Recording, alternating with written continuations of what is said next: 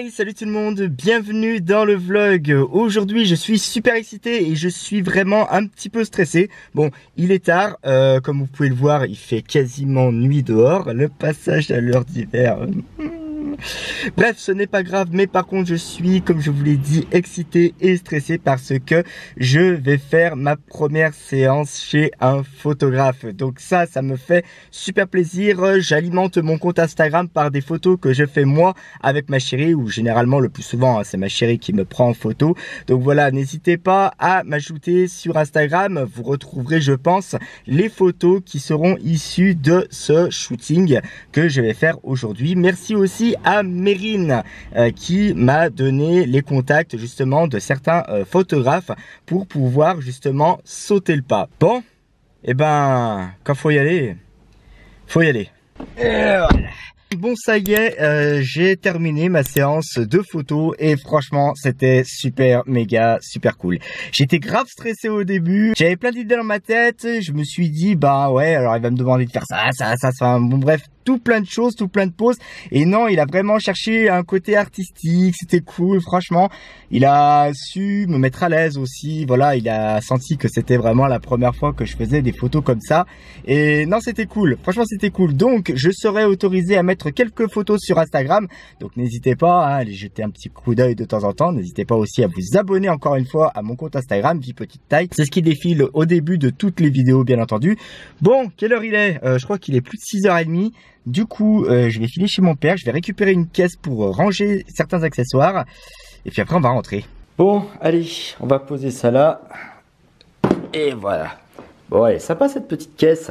Par contre, il est un petit peu tard, je pense qu'on va tourner la suite de ce vlog demain, vu que vous avez été très nombreux à me dire que ce format de vlog vous intéressait. Donc, on va essayer de se filmer ce vlog sur 2 jours. On se retrouve alors pour une nouvelle journée. Je ne sais pas exactement comment je vais faire une transition encore, si je fais des vlogs sur plusieurs jours. Je vais peut-être voir pour vous mettre jour 1, jour 2, jour 3. Ou alors est-ce qu'il faudrait que je vous mette clairement les jours de la semaine? Ouais. Bah, n'hésitez pas à me le dire dans les commentaires. Jour de semaine, jour 1, jour 2, jour 3. Comme ça au moins ça m'aidera à choisir. Du coup, parlons peu, parlons bien. On va ouvrir donc cette caisse et puis commencer à y ranger certains accessoires. Parce que c'est exactement pour ça que j'ai été la chercher chez mon père, évidemment, puisqu'elle traînait depuis quelques années déjà. Enfin bref, c'est parti. Bon alors c'est parti, nous allons découvrir ça tout de suite. Oh là là. Ouais, quand même pas mal. Donc voici en intégralité l'intérieur de ma petite caisse à outils que j'avais laissée chez mon père. Alors ici nous avons un ensemble de tuyaux. Je pense que c'était pour faire un transfert d'essence. Alors oui, pour ceux qui ne le savent pas, avant je faisais du modélisme, hein. Bien entendu, j'avais une petite voiture à essence, une petite voiture thermique.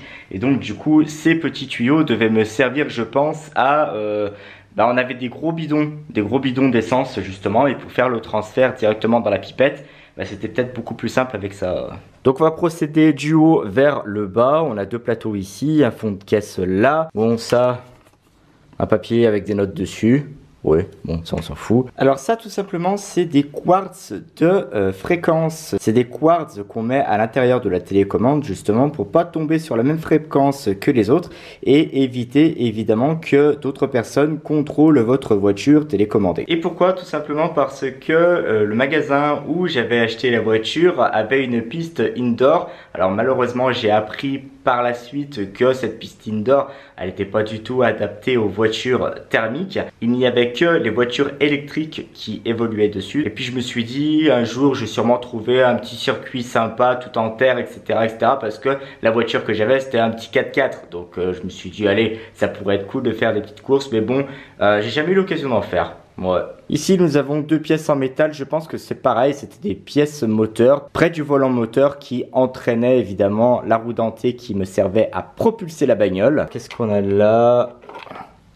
Une petite boîte avec des écrous nil stop. Alors ça c'était super pratique parce que cette boîte elle s'ouvrait comme ça et franchement je pouvais tout mettre dedans. Ça c'était bien cool. On en a une autre ici avec des écrous nil stop beaucoup plus petits. Ensuite, on a une autre petite boîte avec différentes pièces en plastique. Je pense que c'est des pièces qui servaient de support pour attacher la carrosserie. Enfin, pas pour attacher la carrosserie, mais qui servaient de support de carrosserie. Et pour attacher la carrosserie, on avait ces petites épingles. Alors mine de rien, ces petites épingles, on croirait pas, mais le nombre de fois où je me suis pété les doigts à vouloir écarter les deux tiges en métal pour pouvoir la passer dans le trou du support en plastique pour justement fixer la carrosserie et la voiture, ça faisait bien mal. Hein. Bon, ensuite on a quoi là-dedans? Donc une clé Allen, hein. La cloche du moteur avec les roues dentées ici, là. Ouais, un petit autocollant DSL modélisme. Alors c'est là où j'ai acheté la voiture, hein, bien entendu. Donc le haut est vidé, le milieu est vidé. On va s'attaquer au bas de la caisse. Donc on a une petite poignée comme ça. Alors pourquoi? Parce qu'avec mon père, on avait fabriqué une caisse en bois de transport. C'était quand même bien sympa. C'est une caisse qui avait les dimensions de la voiture et donc je pouvais transporter ma voiture facilement avec tous mes petits outillages. Mais j'avais vraiment besoin de cette caisse pour rassembler le reste. Ça, c'était les attaches qu'on pouvait trouver sur les côtés de la caisse. Alors ça, les gens, le nombre de crises de nerfs que j'ai pu avoir avec ce petit objet-là qui se situe derrière le moteur thermique, c'est la tirette pour pouvoir lancer le moteur thermique. Le nombre de fois où j'ai pété le ressort, c'était juste horrible. Parce que je me retrouvais avec la tirette qui était complètement tirée, hein, bien entendu, et impossible de lancer le moteur. Donc du coup, il fallait démonter la tirette, aller acheter un ressort, remettre le ressort pour pouvoir réutiliser la tirette. Et franchement, au bout du 5e cassage, j'en ai eu marre et j'ai vu qu'il existait des petits moteurs électriques. Donc du coup, j'avais fixé un petit moteur électrique derrière le moteur de la voiture pour pouvoir le lancer sans problème. Et ça fonctionnait bien. Alors ça, les gens, c'est du lourd. En fait, j'avais deux carrosseries sur ma voiture. J'avais la carrosserie d'un pick-up et la carrosserie d'une Alfa Romeo.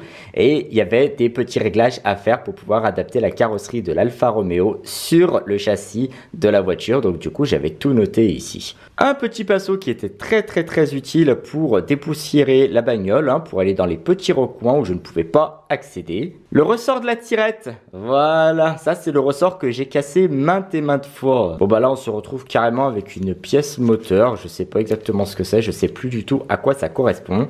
Et on termine donc, je sais pas du tout, qu'est-ce que c'est que ça? Ouais, bon, ouais on va dire qu'on s'en fout. Hein. Qu'est-ce qui reste? Un effaceur.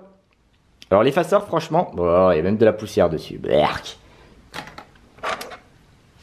Un collier pour serrer des petits câbles, ça c'était bien. Comme vous avez pu le voir, hein, la caisse est très poussiéreuse. Je vais passer un petit coup d'aspirateur dedans, la nettoyer pour pouvoir ranger mes accessoires de GoPro, etc. à l'intérieur. Une fois que l'aspirateur est passé à l'intérieur, on va le nettoyer avec le mythique Cheat Cheat. Bon ça par contre je pense qu'on peut y dégager, hein. Et voilà. Oui, je sais, je suis un vrai gosse dans ma tête. M'en voulez pas. Je me retrouve à devoir caser tout ça là-dedans. Hein, on va dire, bah, c'est évidemment, je vais pas y mettre les boîtes complètes. Hein, je vais les vider. Comme ça, au moins, les boîtes, je pourrais les balancer. Parce que mine de rien, ça prend de la place. Là-dedans, je vais pouvoir y mettre l'accessoire que vous avez pu voir pour la GoPro. Donc là, c'est pour fixer une GoPro un petit peu n'importe où. Hein. Hop, voilà. C'est cool. Le câble de chargement de la GoPro. Voilà. J'avais eu dans la boîte du petit tripod de la GoPro des petits accessoires. Donc des petits accessoires comme ceci. Alors évidemment, s'ils ne sont pas rangés, ben, on peut vite les perdre. Alors ce que je faisais, je les laissais précieusement dans leur boîte. Donc maintenant, ce qui est bien, c'est que je peux les ranger dans la caisse. Voilà.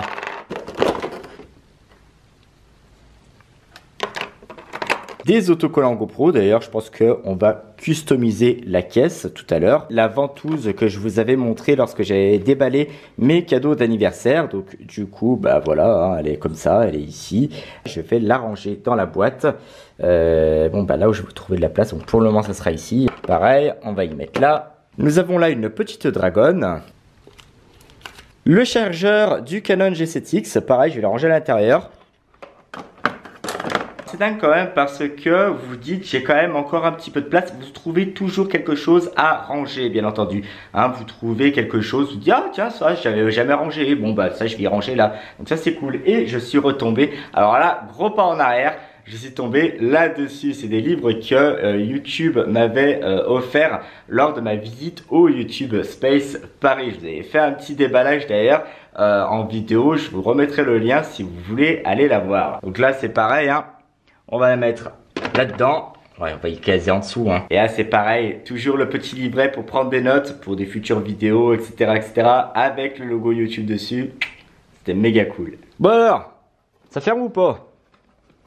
Bon, en même temps, elle est pas pleine, hein. Bah voilà, une affaire qui marche. Et voilà, ça c'est cool. Je suis en train de m'apercevoir que les logos GoPro rentrent pile poil dans la largeur, donc je vais en mettre un là. Et là, je pense que je vais me mettre un logo YouTube. J'ai retrouvé la belle planche d'autocollant avec les logos YouTube dessus. Donc, je pense que je vais en mettre un ici. Un logo GoPro sur le côté. Ouais, ça va être bien. Et voilà le travail. Ça en jette, non? C'est cool. Voilà. GoPro. Accessoires YouTube. Hop, j'ouvre la caisse. Et tout est à l'intérieur. Ça, c'est cool. Bon. Il y a encore de la place, hein. Dans un vlog précédent, je ne sais pas si vous vous rappelez, mais je vous avais parlé d'un jeu que j'avais vu sur YouTube.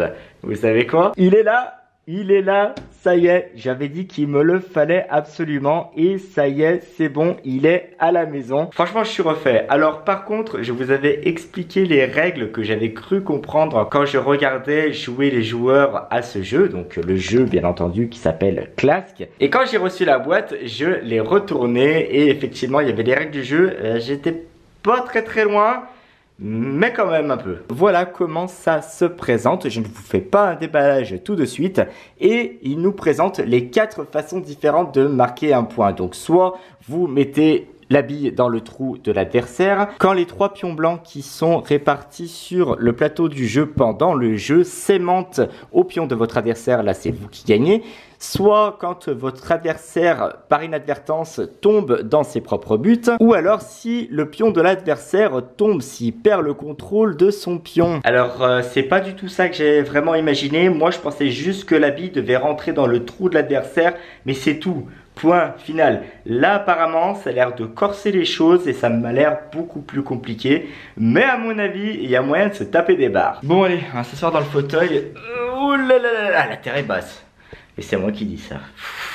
En tout cas, j'espère que ce vlog vous a plu. J'espère aussi que ce format de vlog vous a plu. J'ai vlogué donc sur 2 jours. C'est pour ça qu'une abonnée m'avait proposé ce petit format de vlog justement à compiler sur 2 ou 3 jours. N'hésitez pas d'ailleurs à me mettre dans les commentaires ce que vous en avez pensé. Bon, je crois que je vais m'attaquer à une petite partie de Assassin's Creed Odyssey. Je dis petite partie parce que ce jeu, franchement, vous vous dites on fait une quête, ouais, on fait 2 quêtes. Au final, vous avez joué 4 heures. Voilà, je peux vous dire que les nuits sont courtes en ce moment. Hein. En tout cas, merci à tous d'avoir regardé ce vlog jusqu'au bout. Merci à tous pour tous vos likes, commentaires et partages sous les vidéos. Sachez que ça m'a fait vraiment extrêmement plaisir. N'hésitez pas aussi à vous abonner à la chaîne. Ça vous permettra de voir toutes les prochaines vidéos qui sortiront. Et surtout, n'oubliez pas que vous êtes unique. Et quels que soient vos rêves, n'abandonnez jamais. Ciao!